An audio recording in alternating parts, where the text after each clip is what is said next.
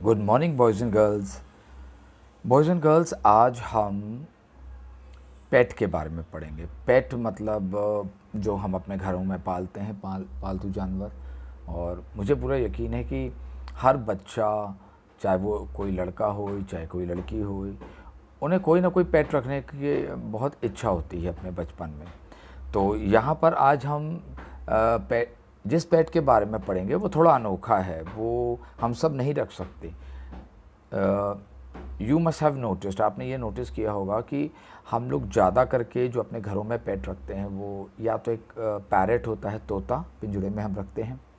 कुछ लोग खरगोश, मछलियाँ, आजकल टर्टॉइस जिसको कहते हो आप, कछुआ, वो रखते हैं। कुत्ते पालना, बिल्ली पालना, ये तो बहुत आम शौक़ है। कुछ लोग घोड़े भी पालते हैं एज अ पेट। तो ये डिपेंड करता है कि हमारा घर कितना बड़ा है, हम उन्हें क्या फैसिलिटी दे सकते हैं, क्या हम रख सकते हैं कि नहीं। तो और सबकी लाइकिंग के ऊपर रहती है ना। तो हम उस टाइप के पेट पाल सकते हैं क्योंकि हम शहर में रहते हैं, लोगों के बीच में रहते हैं, आस पड़ोस में लोग होते हैं। तो हम उस टाइप के पेट पालते हैं जिससे दूसरों को नुकसान ना हो और हमें अंदर से खुशी भी हो। ठीक है ना। तो चलिए, आज हम एक नया चैप्टर रीड कर रहे हैं और इस चैप्टर के 2 पेज आज हम करेंगे। मैं आपको समझाऊंगा और साथ ही मैं ये 2 पेज एक्सप्लेन करने के अलावा मैं आप लोगों को क्वेश्चन आंसर भेज दूंगा, जिसको आपको समझ के अपनी फेयर कॉपी में लिखना होगा। और बाकी का लेसन जैसे हम कंप्लीट करेंगे तो और भी क्वेश्चन आंसर्स मैं आपको भेज दूंगा। ठीक है। तो आज मैं आपको वीडियो डायरेक्ट भेज रहा हूँ, तो आप ये डायरेक्ट खोल के चेक कर सकते हैं। ठीक है। तो लेट्स मूव ऑन फर्दर। अब हम आगे बढ़ते हैं और मैं चाहूँगा कि आप ये लेसन को ध्यान से समझें। मैं आपको समझाता हूँ। तो ये रहा आपके स्क्रीन पे आपका लेसन, आप देख सकते हैं चैप्टर 2। ये हमने मोमेंट्स जो हमारी बुक है उससे लिया हुआ है, द एडवेंचर्स ऑफ टोटो। तो ये एडवेंचर है, कहानी है टोटो के बारे में। और टोटो क्या है, कौन है? Have you ever had a baby monkey as a pet? क्या कभी तुमने एक बंदर के बच्चे को पेट की तरह पाला है? टोटो इज़ अ बेबी मंकी। तो टोटो कौन है? टोटो एक बंदर का छोटा बच्चा है, बेबी है। Let's find out whether he is mischievous और डोसाइल।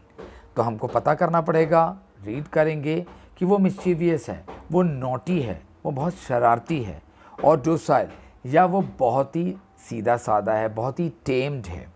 तो हम इस चैप्टर में पढ़ेंगे। अब हम आगे बढ़ते हैं। Grandfather bought Toto from a tonga driver for the sum of 5 rupees.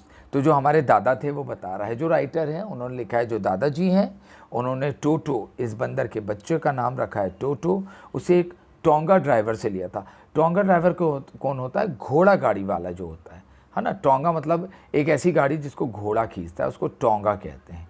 तो उससे 5 रुपये में ख़रीदा था उस ड्राइवर से। The tonga driver used to keep the little red monkey tied to a feeding trot. तो वो जो टोंगा ड्राइवर था वो उस लाल से बंदर के बच्चे को, बंदर का बच्चा का कलर लाल था, जैसे हम भूरा कहते हैं, उसको वो एक फीडिंग ट्रॉ से बांध के रखता था, एक पिंजड़े में वो बांध के रखता था जहाँ उसे वो खाना खिलाया करता था। And the monkey looked so out of place there. और वो जो बंदर था वो दादाजी के हिसाब से और मेरे हिसाब से बिल्कुल वहाँ रहने लायक नहीं था, छोटे से पिंजड़े में बंद। Grandfather decided he would add the little fellow to his private zoo. तो दादा ने सोचा कि नहीं, इस बंदर को मैं अपने घर ले आता हूँ, मेरे पास एक प्राइवेट ज़ू है। ज़ू एक ऐसी जगह है जहाँ हम जानवरों को रखते हैं, पालते हैं। और काफ़ी शहरों में, बड़े बड़े शहरों में ज़ू होता है। हमारे यहाँ तो नहीं है आसपास में, मगर हाँ नागपुर में है।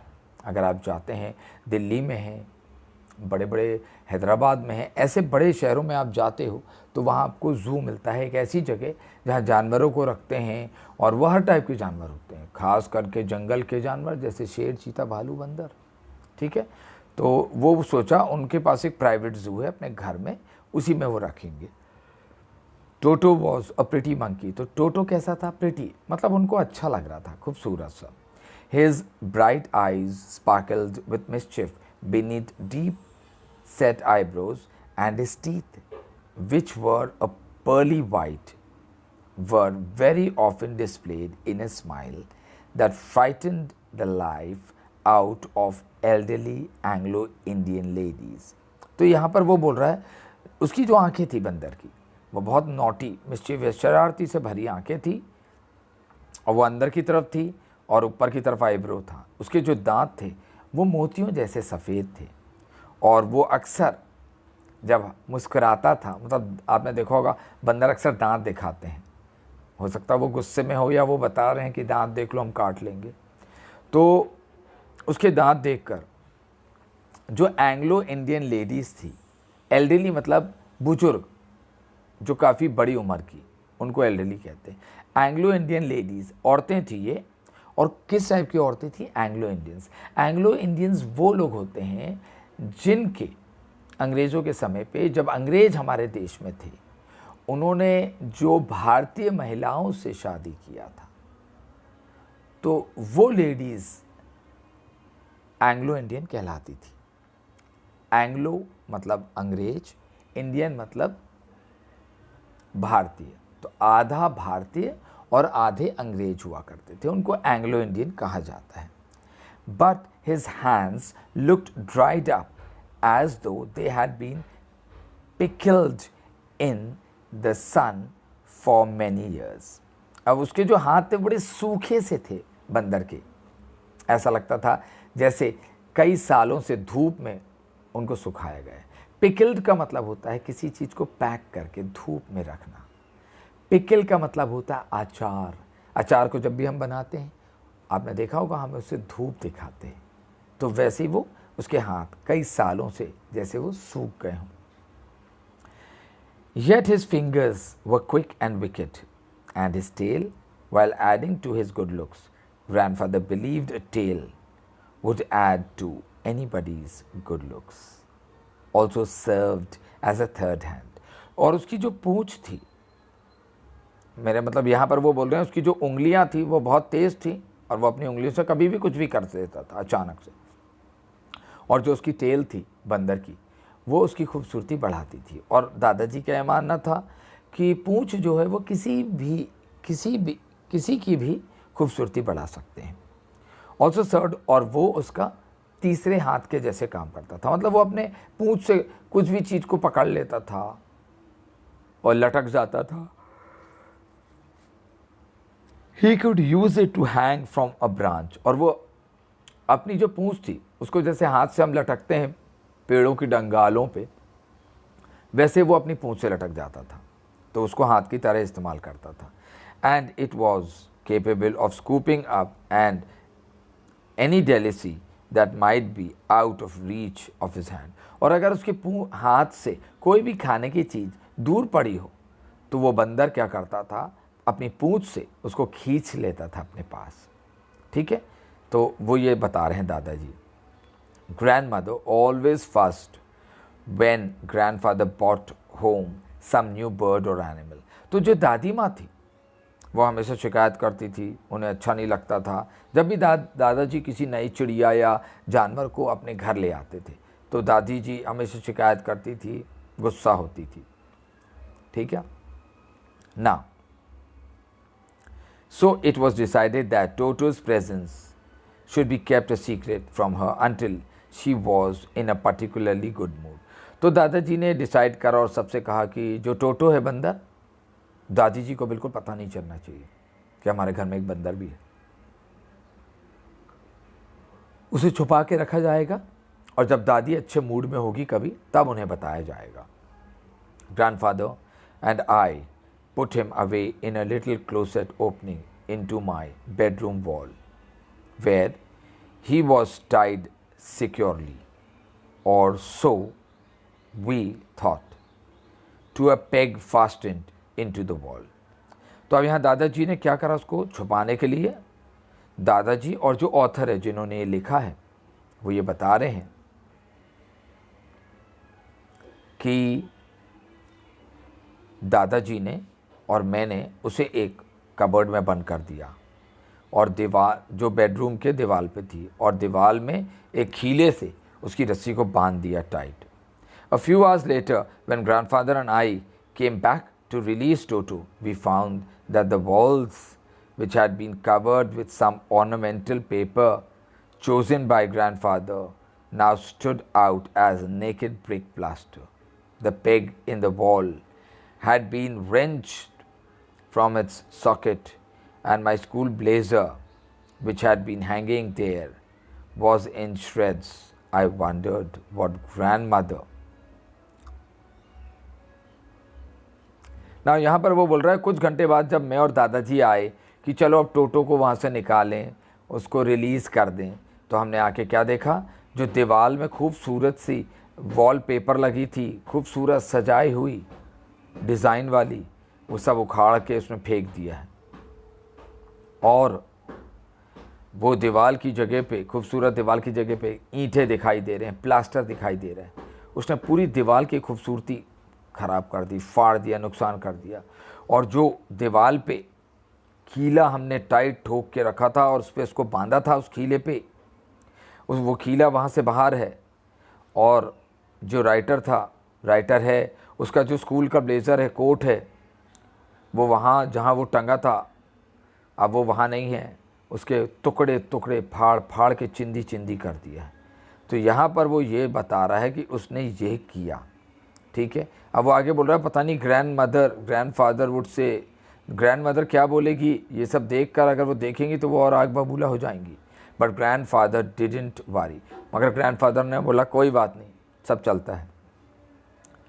और उसे टोटो की हरकत अच्छी लगी, उसे कोई बुरा नहीं लगा। He is clever, said grandfather, given time, I am sure he could have tied the torn pieces of your blazer into a rope and made his escape from the window. तो वो बोल रहा है ये होशियार है। कौन? टोटो, बंदर होशियार बच्चा है ये। अगर इसको और वक्त दे देते हम तो ये तुम्हारे जो फटे हुए ब्लेज़र हैं, तुम्हारे जो कोट को फाड़ा, उससे रस्सी बना के और ये खिड़की से लटक के कूद के भाग जाता। तो वो ये कह रहे हैं, ठीक है। एस्केप मतलब वहाँ से चुपचाप से वो निकल जाता, ये तक दादाजी बोल रहे हैं, ठीक है। तो अब हम आगे दादाजी ये बता रहे हैं, his presence in the house still a secret. उसका जो घर में प्रेजेंस था, जो वो घर पे था, वो अभी भी सीक्रेट बना के रखे थे, किसी को बताया नहीं, खास करके दादी जी को। Toto was now transfer to a big cage in the servants quarter. अब टोटो को सर्वेंट क्वार्टर में भेज दिया था, वहाँ से मतलब उसको अपने घर पे नहीं रखा और कहाँ भेज दिया, सर्वेंट, जहाँ पर जो नौकर लोग होते थे ना, उनके लिए अलग से क्वार्टर हुआ करते थे, तो वहाँ भेज दिया। क्या वो वहाँ रहेगा, घर से दूर, घर में नुकसान कर रहा है ना। Transfer to a big cage, उसको एक बड़े से पिंजरे में डाल दिया। Where a number of grandfather's pets lived very sociably together. तो वहाँ पर उस पिंजरे में, बड़े से पिंजरे में और भी जानवर रहा करते थे, मतलब बहुत बड़ा कमरे के जैसे पिंजरा था, और वो सब मिलजुल के रहते थे सारे जानवर। उसी में इस बंदर को भी ट्रांसफ़र कर दिया, डाल दिया। और उसमें कौन कौन क्या क्या रहते थे उस पिंजरे के अंदर? अ टॉर्टॉइस, एक कछुआ था। अ पेयर ऑफ रैबिट्स, खरगोश थे 2 उसमें पेयर। अ टेम स्क्विरल, उसमें एक गिलहरी भी थी, बहुत ही प्यारी सी, जो सीधी सादी थी और उसको सिखा रखा था, जो बोलो वो करती थी। And for a while my pet goat, और वहाँ पर एक बकरी का बच्चा, बकरी भी था। But the monkey wouldn't allow any of his companions to sleep at night. तो ये बंदर इतना शरारती था कि रात में उनको सोने नहीं देता था, किसी को, उनको तंग करता था। So grandfather had to leave Dehradun next day to collect his pension in Saharanpur. और दूसरे दिन दादाजी को जाना था अपने पेंशन लेने के लिए। कहाँ? देहरादून। देहरादून से सहारनपुर जाना था उसे, ठीक है। ये हिल स्टेशन है पूरे। Decided to take him along, तो दादाजी ने सोचा इसको अगर मैं ये छोड़ूंगा तो ये पूरा तहस नहस कर देगा, मुझे इसको अपने साथ लेके जाना पड़ेगा। Unfortunately I could not accompany grandfather on that trip. और ये जो राइटर है वो ये कह रहे हैं कि मैं दादाजी के साथ नहीं जा सका। तो हो सकता है इसका स्कूल हो या कुछ काम हो, इसलिए वो दादाजी के साथ नहीं जा सका। तो दादाजी अकेले नहीं गए, दादाजी के साथ इस बार राइटर नहीं गया, ऑथर नहीं गया, इस बार मंकी गया, वो बंदर का बच्चा गया। But he told me about it afterwards, और उन्होंने बाद में मुझे इस चीज़ के बारे में बताया। A big black canvas kit bag was provided for Toto. तो टोटो को उन्होंने किस चीज़ में लेके जाने की सोचा? आप देहरादून से अगर सहारनपुर जा रहे हो, ये नॉर्थ में है, मेरठ से ऊपर अगर आप जाते हो यूपी में सहारनपुर आता है, ठीक है। तो अब देहरादून से अगर सहारनपुर जाना है तो ट्रेन से जाना होगा। तो अब इस बंदर को कैसे लेके जाएं? तो एक बड़ा सा काला कलर का कैनवस बैग ले गए, जिसको हम एयर बैग कहते हैं, उसमें टोटो को लेके जाया जाएगा। This with some straw at the bottom became his new abode, और उस बैग के अंदर कुछ घास फूस डाल दिया और बंदर को उसमें बिठा दिया। When the bag was closed there was no escape, और जब बैग को बंद करे तो अब बंदर वहाँ से निकल ही नहीं सकता था, उसको बंद करके ले जा रहे थे वो बैग में छुपा के। Toto could not get his hands through the opening and the canvas was too strong for him to bite his way through. तो टोटो, वहाँ पर कोई छेद ही नहीं था, पूरी तरीके से बैग बंद करके उन्होंने बंद कर दिया था चेन से। अब टोटो का हाथ बाहर नहीं निकल सकता था, और वो कैनवस का जो बैग था वो बहुत तगड़ा था, स्ट्रॉन्ग था, तो वो अपने दांत से भी उसको नहीं काट पा रहा था कि वो बाहर आ जाए। His efforts to get out only had the effect of making the bag roll about on the floor or occasionally jump into the air। तो अब उसका एक ही तरीका था, बैग से निकलने के लिए पूरी कोशिश कर रहा था, तो वो क्या करता था, लुढ़कता था। तो जब वो लुढ़कता था अंदर तो बैग भी बाहर लुढ़कता था, और जब वो कूदता था तो बैग भी हवा में उछलता था। तो एक यही तरीका था जिससे वो कोशिश कर सकता था। एन एग्जिबिशन दैट अट्रैक्टेड और occasionally curious crowds of on lookers on the Dehradun railway platform. और जब वो ये कर रहा था तो अचानक से बैग मूव कर रहा है, कूद रहा है, हवा में उछल रहा है बैग। तो जो वहाँ लोग थे उनको देख के बड़ा अजीब लगा कि ये कैसा बैग है जो लुढ़क रहा है अपने आप, जो हवा में कूद रहा है। तो वहाँ इकट्ठा हो गई लोगों की भीड़ और वो देख रहे थे। टोटो remained in the bag as far as Saharanpur, but while grandfather was producing his ticket at the railway turnstile, Toto suddenly poked his head out of the bag and gave the ticket collector a wide grin। तो अब वो सहारनपुर तक पहुंच गया train में चुपचाप bag के अंदर, और जैसे जो दादाजी थे वो अपनी टिकट वहाँ दिखा रहे थे। टर्न स्टाइल एक ऐसी जगह होती है जो ऐसा गेट होता है जिसमें 4 दरवाजे रहते हैं क्रॉस की तरह, और जब आपको बाहर निकलना होगा तो उसको गोल गोल घुमाना पड़ता है। एक बार में एक व्यक्ति बाहर हो सकता है, लोहे का रहता है, ये स्टील का बना हुआ ग्रिल। जब वो वहाँ पहुँचे और उन्होंने टिकट दिखाई और बाहर आने की कोशिश करे तो वो बैग अचानक खुल गया, और टोटो अपनी मुंडी बाहर निकाला, और जो कलेक्टर था, जो टिकट को कलेक्ट कर रहा था, उसको देख के दांत दिखाने लगा। अब क्या हुआ? The poor man has taken a bag, but with great presence of mind and much to grandfather's annoyance he said, sir. तो वो तो डर गया देख के, टिकट वाला घबरा गया, मगर उसने अपना प्रेजेंस ऑफ माइंड इस्तेमाल करा, उसने उसको संभाला स्थिति को। दादाजी का गुस्सा भी उसने देखा, दादाजी बहुत गुस्सा हुए टोटो के ऊपर, और उसने तुरंत कहा टिकट का, sir you have a dog with you will have to pay for it accordingly. तो यहाँ पर उसने ये नहीं बोला कि तुम्हारे पास बंदर है, उसने देख लिया कि बंदर है, उसने बोला तुम्हारे साथ एक कुत्ता है, उसकी टिकट भी आपको देनी होगी। बस उसने स्थिति संभाला और बंदर को कुत्ता कहा। क्यों? क्योंकि रेलवे के हिसाब से आप कुत्ते को लेके ट्रैवल कर सकते हो, उसकी अलग टिकट लगेगी, मगर यहाँ तो बंदर था, तो उसने बोला जो टिकट कुत्ते की लगती है वही बंदर की लगेगी। तो अब क्या हुआ आगे? In when did grandfather take Toto out of the bag, in when did he try to prove that a monkey did not qualify as a dog, और even as a quadruped, Toto was classified as a dog by the ticket collector, and 3 rupees was the sum handed over as his fare। तो अब दादाजी को लगा बेवजह बेकार में मैं टोटो को बाहर से बैग निकालूं और लोगों को ये या टिकट कलेक्टर को बताऊं कि ये बंदर नहीं, ये कुत्ता नहीं, ये बंदर है और बंदर की टिकट नहीं लगती है।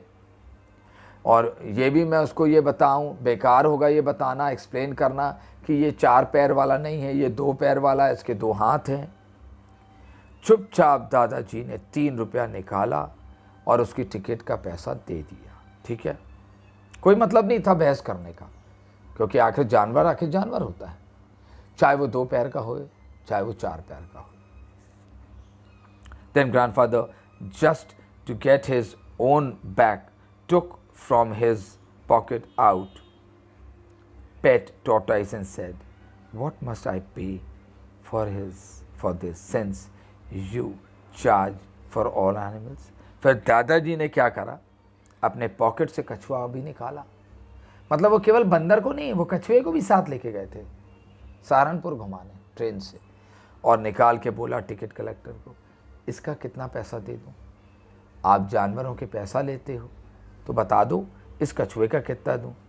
The ticket collector looked closely at the tortoise, prodded it with his forefinger, gave grandfather a pleased and triumphant look and said, "No charge, it is not a dog." तो उसने धीरे से बड़े पास से टॉर्टोइस को देखा, अपनी उंगलियों से उसको प्यार करा और दादाजी को देखते हुए कहा बड़े मुस्कुराते और प्यार से कि इसका कोई चार्ज नहीं लगेगा, इसका कोई टिकट नहीं लगेगा, क्योंकि ये कुत्ता नहीं है। मतलब उसने बंदर को कुत्ता घोषित कर दिया था, और शायद दादाजी को ये बिल्कुल पसंद नहीं आया होगा। तो आज हम केवल यहाँ तक करेंगे, ठीक है, अगली बार हम आगे बढ़ेंगे। तो मेरे ख्याल से जितना मैंने आपको यहाँ समझाया हूँ, मैंने आपको रीड करके इंग्लिश में हिंदी में समझाया हूँ, मुझे पूरा यकीन है आपको यहाँ तक समझ में आ गया होगा। आज के लिए इतना बहुत है। Thank you so much for giving your precious time. आपने अपना कीमती वक्त मुझे दिया, उसके लिए बहुत बहुत शुक्रिया, धन्यवाद। ठीक है, तो ये दोनों मीडियम के बच्चों के लिए था, हिंदी और इंग्लिश, इसलिए मैंने एक ही वीडियो बनाया। ठीक है, और मैंने हिंदी में एक्सप्लेन कर रहा हूँ ताकि जो हमारे स्टूडेंट्स हैं, हमारे जो भाई बहन हैं हिंदी बोलने वाले, हिंदी मीडियम के, उनको भी आसानी समझ में आए। और जो इंग्लिश पढ़ने वाले बच्चे हैं, ऑफ कोर्स आपको हिंदी और इंग्लिश दोनों समझ में आती है बहुत आसान तरीके से, तो आपके लिए बिल्कुल भी दिक्कत नहीं होगी। ठीक है, तो आप इसको समझो। इसके क्वेश्चन आंसर्स मैं आज ही आपको भेज दूंगा शाम तक, आप उनको अपने फेयर कॉपी में लिख लेंगे। समझ के लिखना, रीड करके लिखना। आपको ये मालूम होना चाहिए कि जो क्वेश्चन है वो क्या पूछ रहा है और जो आंसर है उसमें आप क्या जवाब लिख रहे हैं।